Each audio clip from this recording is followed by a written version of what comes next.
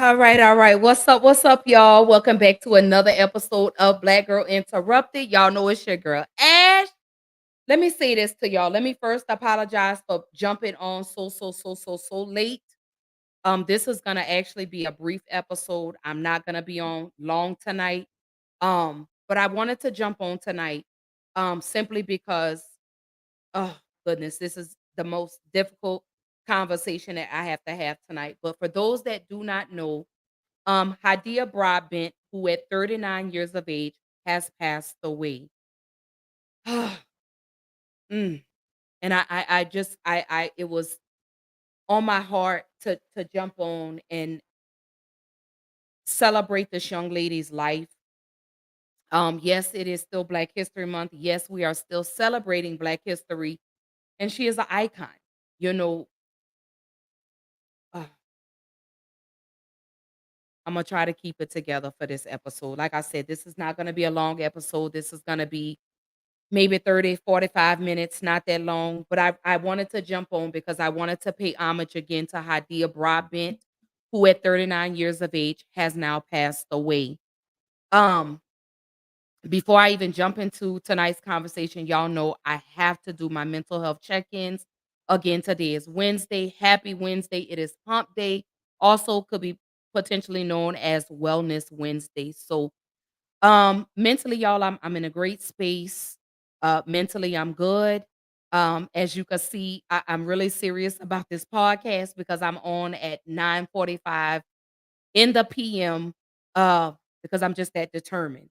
Um, but I appreciate the ones that continue to love and support and tune in each and every episode that I bring you guys every week.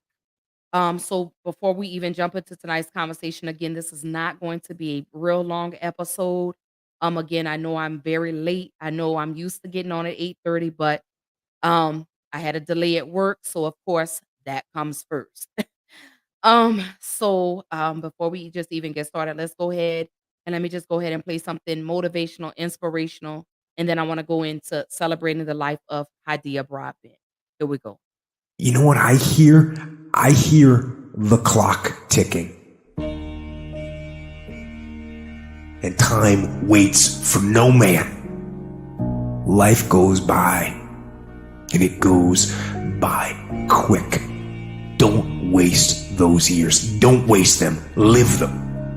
I want you to be terrified of sitting on the sidelines and doing nothing. Waking up in 6 days or 6 weeks or 6 years or 60 years and being no closer to your goal. You've made no progress. That is the nightmare. That is what you really need to be afraid of, being stagnant. So, get up and go. That idea isn't going to execute itself. That book isn't going to write itself. Those weights out in the gym, they aren't going to move themselves.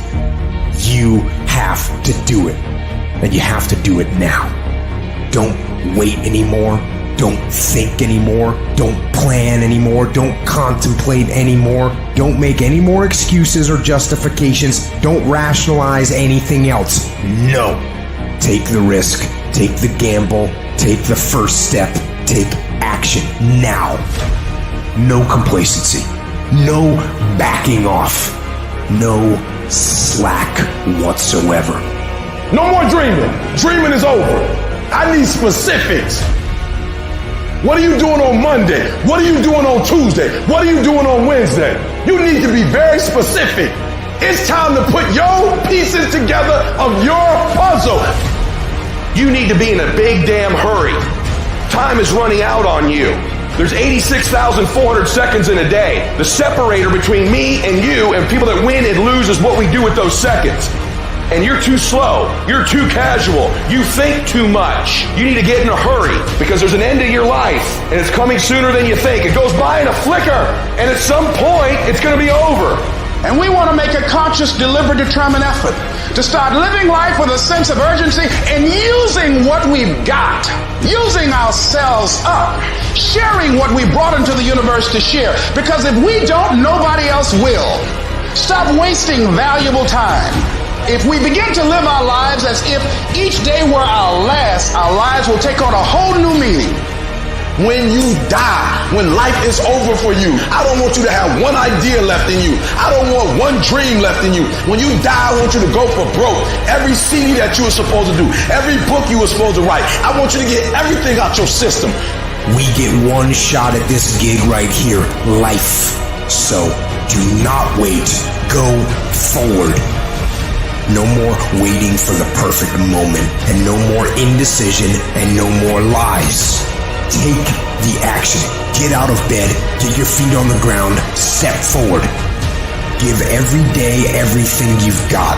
Every ounce of energy, every bead of sweat, every drop of blood until your last breath.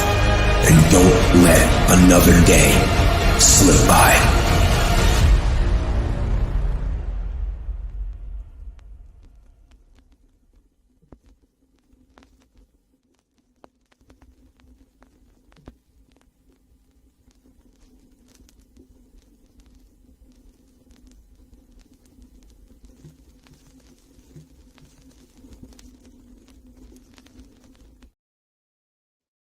All right, all right. I just want to say to anyone, like I tell you, get up and keep going. Whatever your goals, your dreams, your aspirations are, get up. Don't let anyone tell you that you can't do it.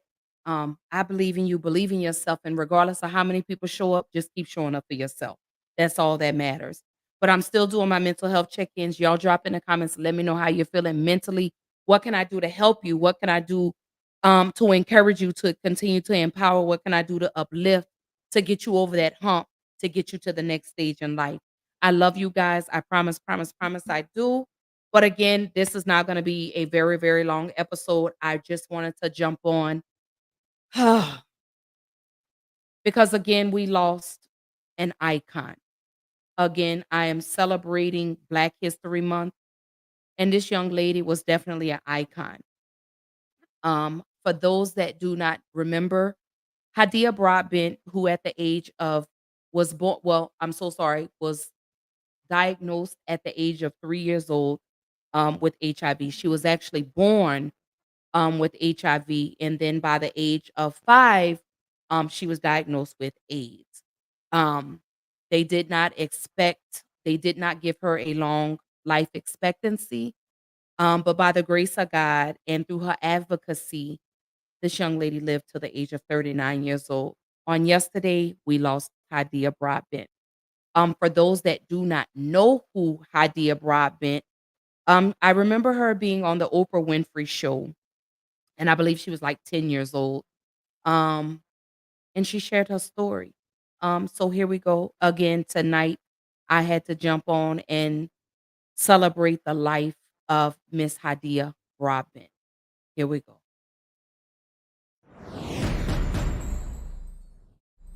When I was born, I was HIV positive.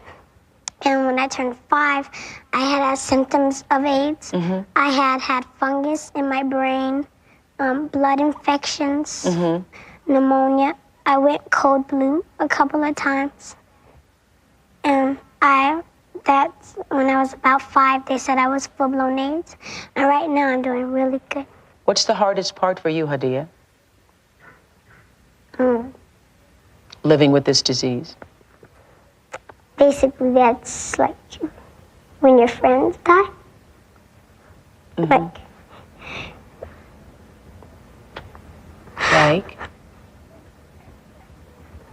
That's the hardest part, because you love them, and you always lose a friend to AIDS. It's hard, but especially, I don't think it's real harder on the parents than on me. And they're friends and stuff, and you love them a lot, and you get real close. And like a lot of my friends that have died of AIDS, no one really knows how long anybody's gonna live, because I don't put myself like, oh, you have AIDS, or I could go outside and get hit by a bus tomorrow, and you never know.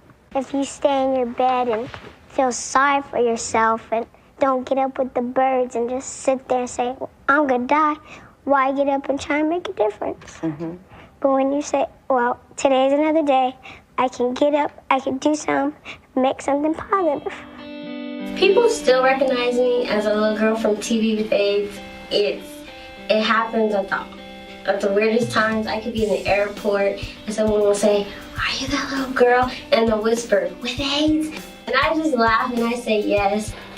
Since I was on Oprah's show, I have been traveling around the world, spreading awareness about HIV/AIDS, prevention, advocating for treatment and care, and really just spreading the message to people about prevention. I was at the height of my career, and I'm like 15, and those are my teen years. Those are the years where you're like supposed to mess up, and you're supposed to find yourself, and it was like so much pressure to be perfect. And there was a point where I really resented speaking, I resented being public. It became too much, and I dealt with low self-esteem, and I dealt with depression, and I really had to find my inner peace. We don't do the why me, why do I have AIDS, why did this happen to me? I've done everything the same. I live like a regular person. I do daily activities just like anyone else does. Dating with AIDS, well, there's a guy who I thought I was madly in love with, and he couldn't deal with my status. And I became a secret, like, oh, we can hang out, but at my house. Or we can go to the movies, but across town. And so that really played with my psyche. It took me a long time to identify that the problem wasn't me, it was him. I was supposed to live past the age of 5. I will be 30 in June. In 5 years, I plan to have my own community center, my own nonprofit organization, maybe married, no kids yet, because I got so much to accomplish. I don't have time for kids.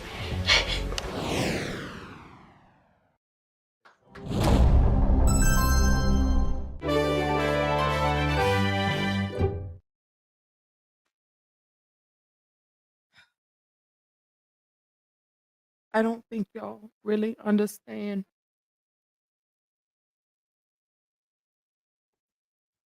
how pivotal this young lady was in the 39 years that she lived on this earth.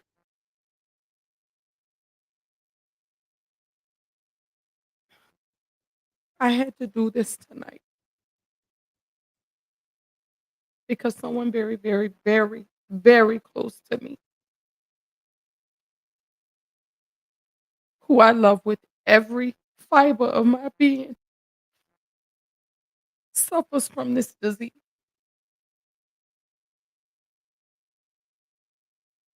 I'm upset that this disease just even exists. I don't know what's worse.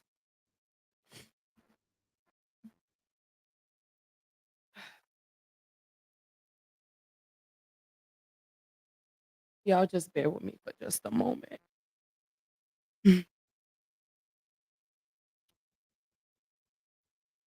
This young lady was told she wouldn't live past the age of 5, and she lived 39 years. This young lady got out and she advocated and rallied for the Black community with regards to AIDS and HIV.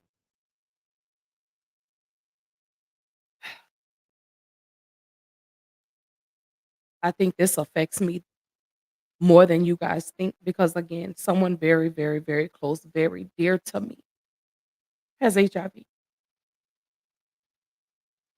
No, this person was not gay, was not a drug addict. This person was in a monogamous relationship and contracted it. I really don't understand why you people do not take your health seriously.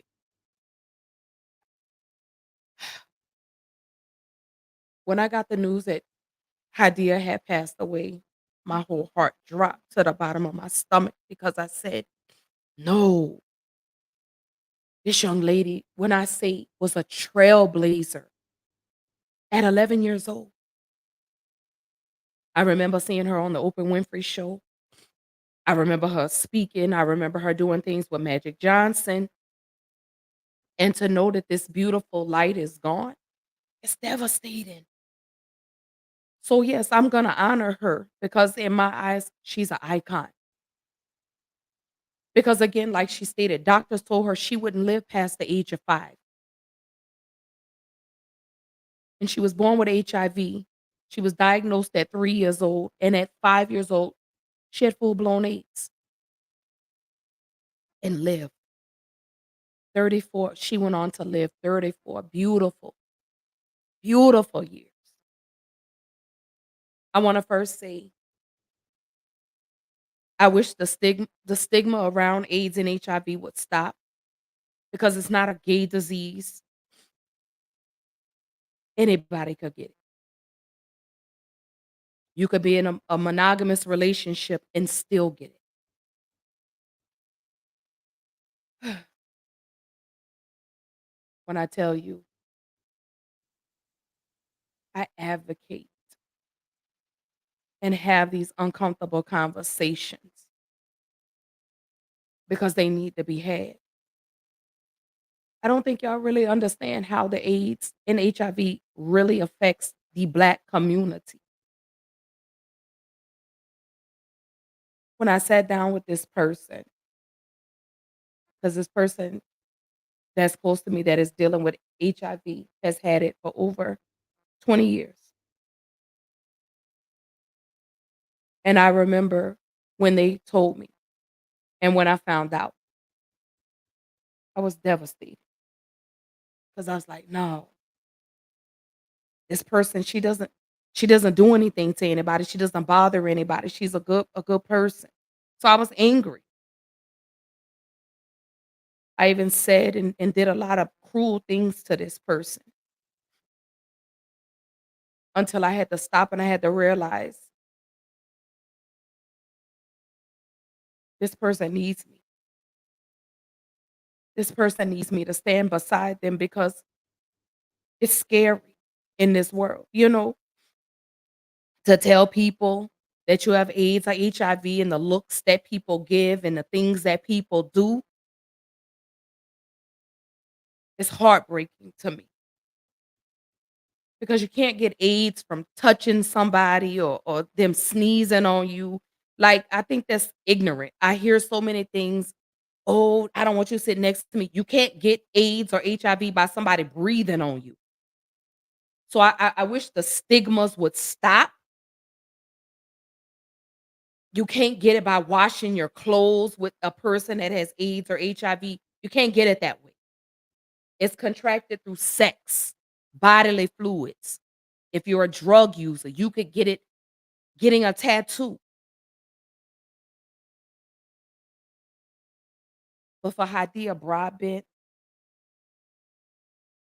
it really hit close to home for me. Because I look at this young lady and I'm like, why? Hey, sis. Uh-oh, there we go. And I know they say never question anything that God does, but you got all these people out here that are unaliving children and everything in this beautiful light who advocated for the Black community for AIDS and HIV is gone.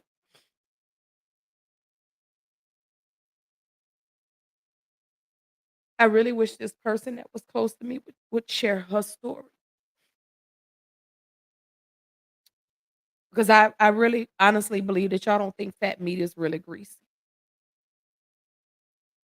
So I pulled up a few things that I just want to kind of briefly touch on. One of the questions is how does the AIDS HIV affect the African American population? See, a lot of y'all don't know.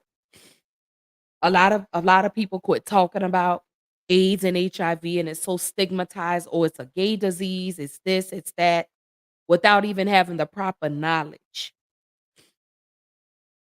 while we were sitting up here running and being afraid of COVID, the AIDS and HIV cases were steadily rising. So while y'all were worried about COVID, you weren't thinking about anything else. The sexually transmitted disease cases are definitely on the rise. AIDS and HIV cases are on the rise, especially in the Black and Latino community. So some of the stats I found, excuse me, y'all, and this is from 2019. It says, although Black and African Americans represent almost 13% of the US population, they account for 42.1% of HIV infection cases, and this was in 2019. So I could just almost imagine what these numbers are now. And again, we only represent 13% of the US population and account. Now, mind you, this was 5 years ago, okay? 2019. We accounted for 42.1% of HIV infection cases in 2019. So just 5 years ago. That's a lot. And again, y'all, we only make up 13% and we account for 42.1% of HIV infection cases. And this was in, again, 2019. Then we go to 2020. In 2020, African Americans were 7.8 times more likely to be diagnosed with HIV infection as compared to the white population. Let me run this back one more time for y'all. In 2020, okay, African Americans were 7.8 times more likely to be diagnosed with HIV infection as compared to the white population. The disparities.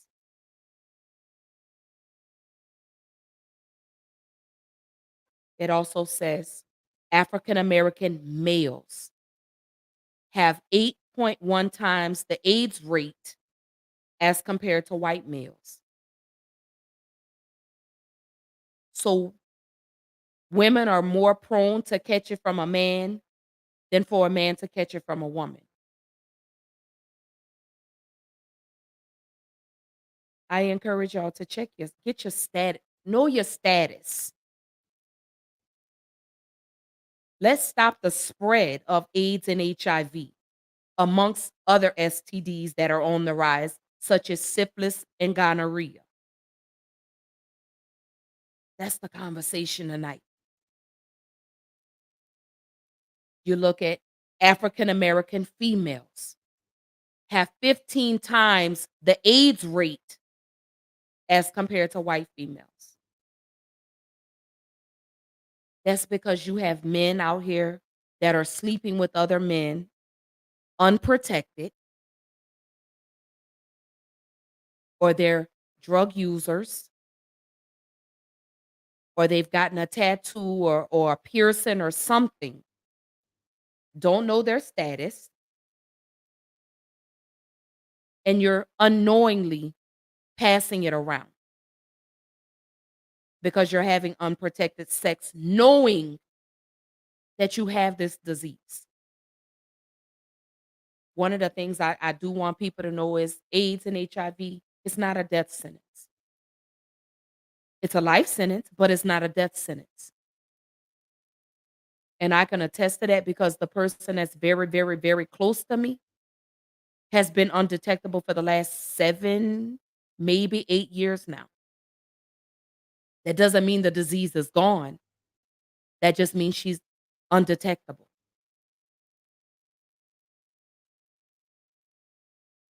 So, yeah, it's imperative that we continue to have these conversations.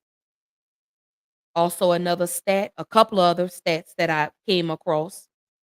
African American men are 6.0 times as likely to die from HIV infection as a non-Hispanic white men.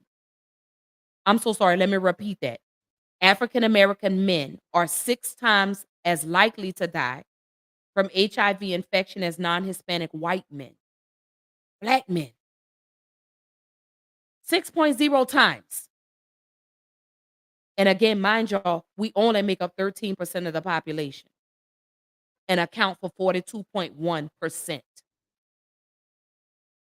of the AIDS, HIV cases.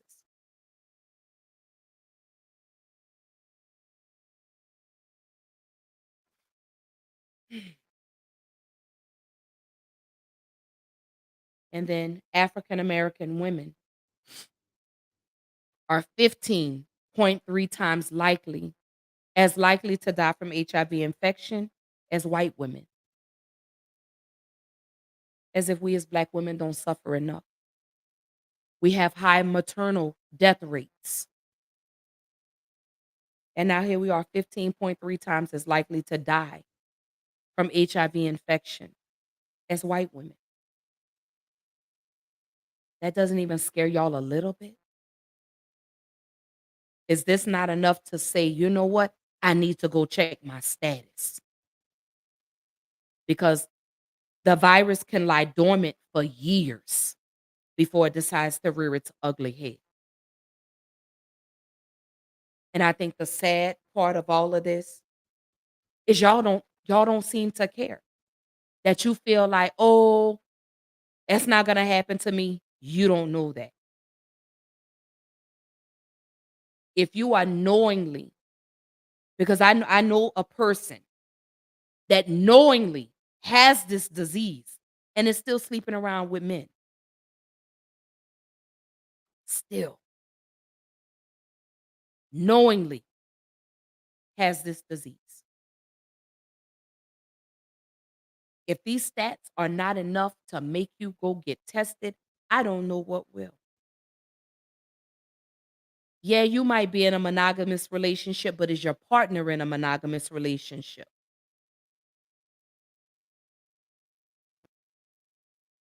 Hmm. I bet some of y'all are scratching your heads and looking side to side. Yeah, I'm talking to you. You may be in a monogamous relationship, but is your partner? That's an uncomfortable question, ain't it? A lot of y'all run from that. A lot of y'all run from that. Hey, babe.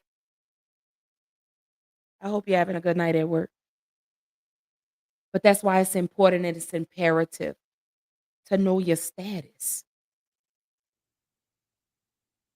I got a video that really delves into this and why are we disproportionately prone to AIDS and HIV. Here we go.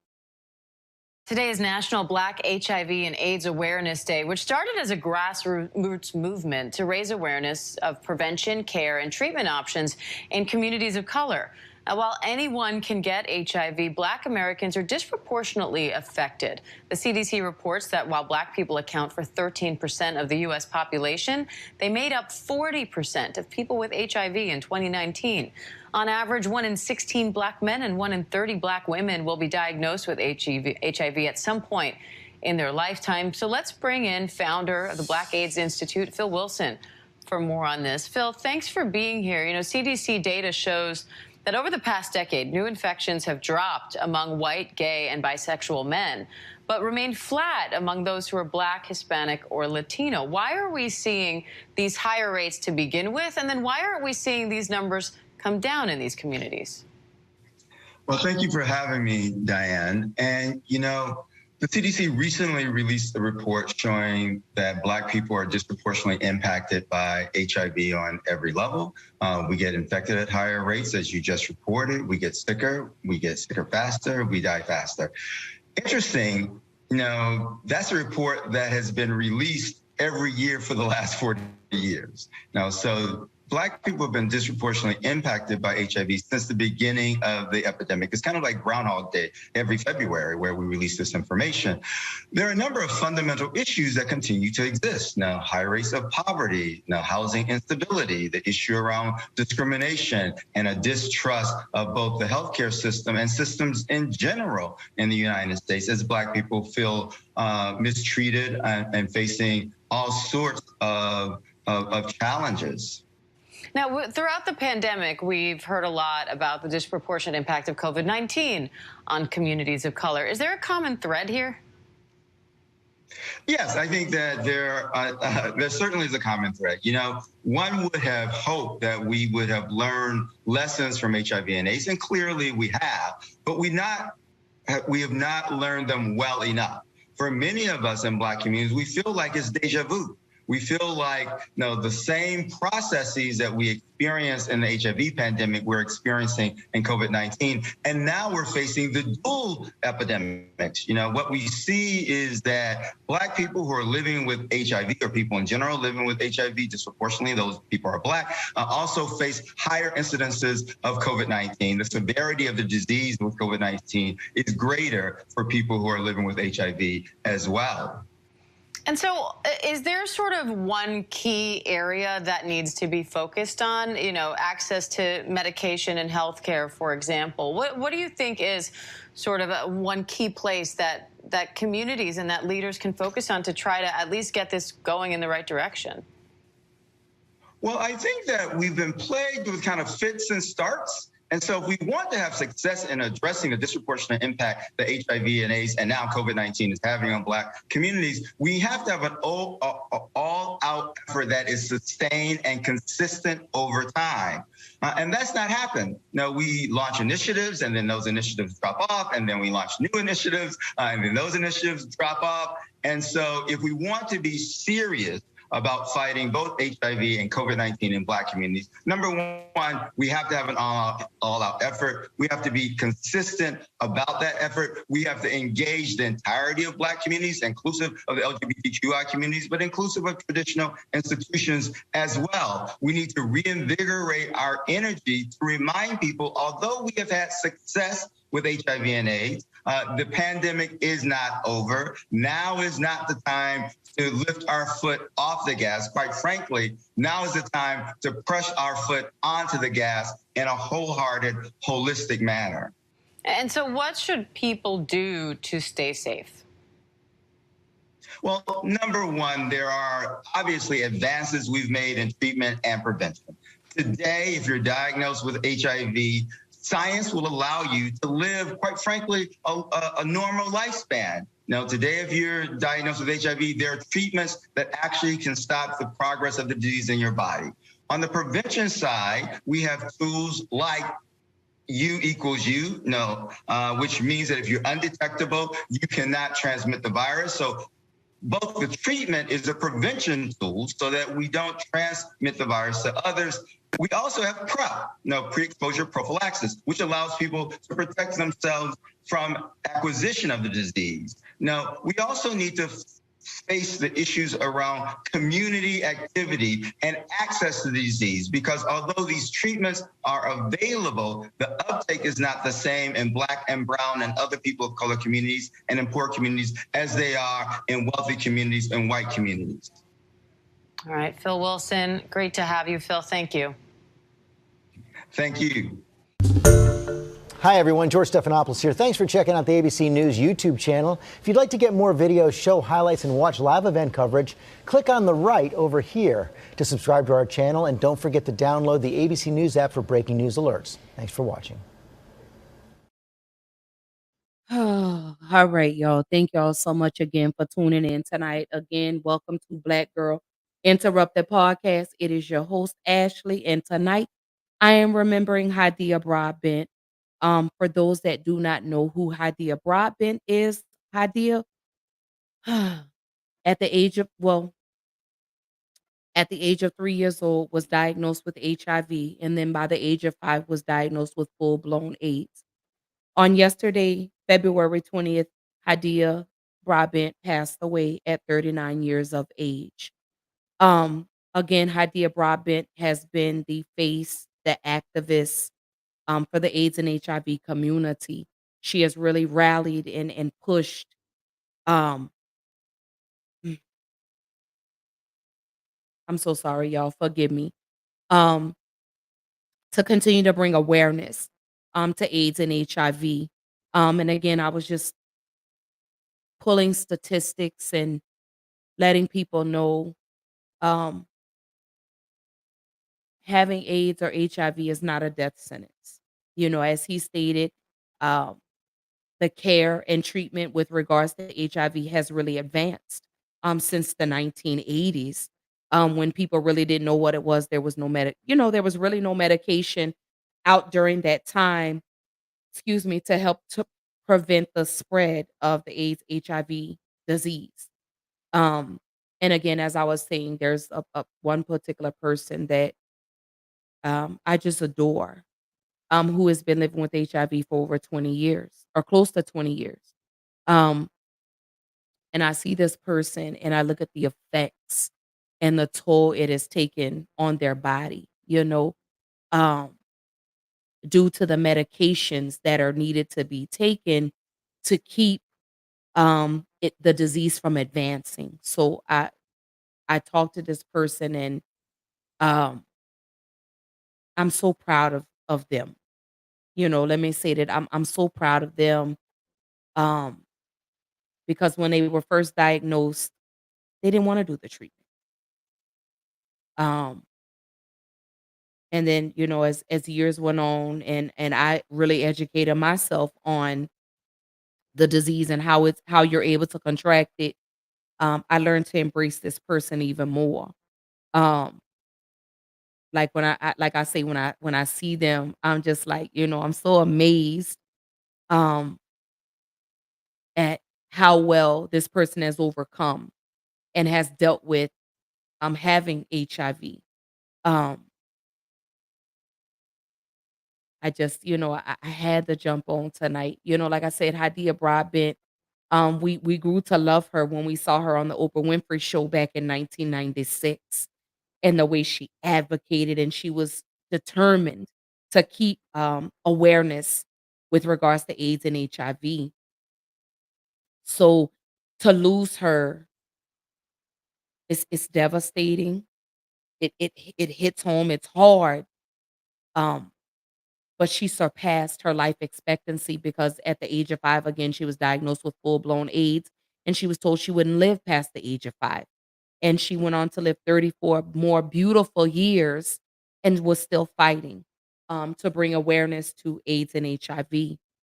Um, and again, for those that do not know who she is, um, I wanna just kinda run this back real quick.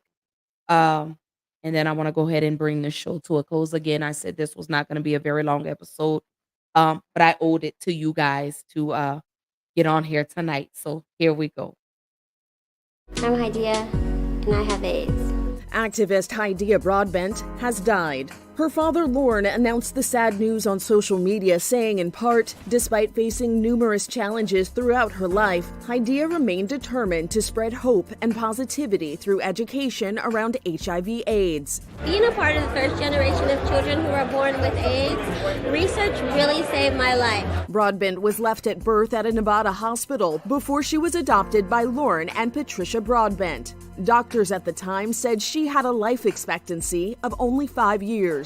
She made the world cry when, as a 6-year-old, she explained her desires to basketball star Magic Johnson. I want people to know that we're just normal people.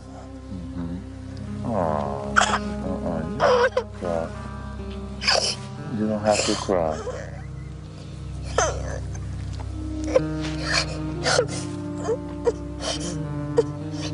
Because we are normal people, okay? We are. The two continued to advocate for HIV and AIDS education together. HIV, human immunodeficiency virus, attacks the body's immune system. According to the Centers for Disease Control and Prevention, the virus can progress into AIDS if left untreated. Wise beyond her years, an 11-year-old Hydeia told Oprah Winfrey in 1996 why she remained optimistic. No one really knows how long anybody's gonna live because I don't put myself like, oh, you have AIDS, or I could go outside and get hit by a bus tomorrow, and you never know. If you stay in your bed and feel sorry for yourself and don't get up with the birds and just sit there and say, well, I'm gonna die, why get up and try and make a difference? But when you say, well, today's another day, I can get up, I can do something, make something positive. Through speaking engagements and her own foundation, Broadbent spent her youth and teen years advocating for HIV and AIDS education and research. And hopefully to see a generation of no more children being born with AIDS, that's my personal life's goal. Broadbent spent her life fighting stigma while spreading knowledge and love. Hydeia Broadbent was 39 years old.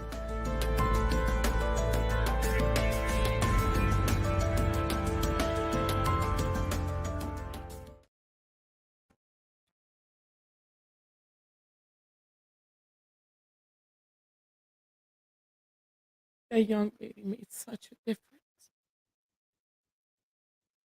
in the 39 years God allowed her to be here. Mm.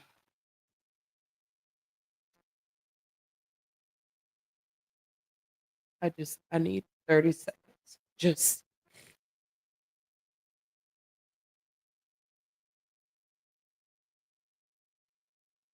mm.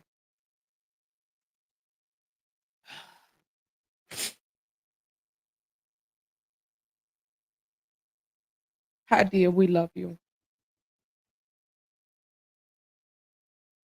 We appreciate everything that you have done. We appreciate the time that you were here on earth. We appreciate that. Thank you for making a difference. Mm.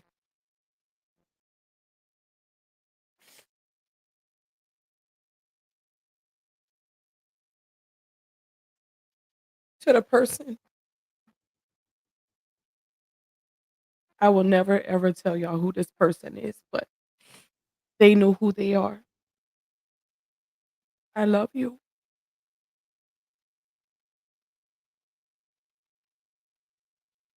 I'm proud of you. I know it's difficult to live with this disease and the stigmas that are attached to it. I know it's difficult,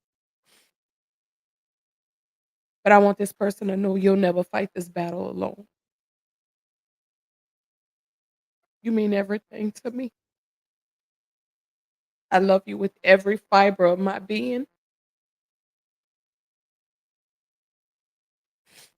We're in this fight together. I can't wait until you're brave enough to share your story and let the world know that having HIV is not a death sentence. Because, like Hydeia said, she lived every day to the fullest. Because she could have walked out and got hit by a bus, anything. And with the advance in medication with regards to AIDS and HIV can help the spread and transmission of the disease. As I bring this episode to a close, know your status. Just because you're in a monogamous relationship doesn't mean your partner is. Go get tested. Let's keep working together. Let's keep fighting together to stomp out this deadly disease. Hydeia, you will definitely be missed. And I know for a fact that there are millions or hundreds and hundreds of people that will continue to fight and make you proud. Although you may be gone in body, your spirit and your legacy will continue to live on. So to Hydeia Broadbent, well done. Well done. Well done. Your purpose and your destiny was fulfilled. Everything that God left you on this earth to do, you did, and we'll keep fighting. We'll keep pressing on. We'll keep bringing awareness to this ugly, horrible disease. Hydeia, we love you, and you will truly, truly be missed.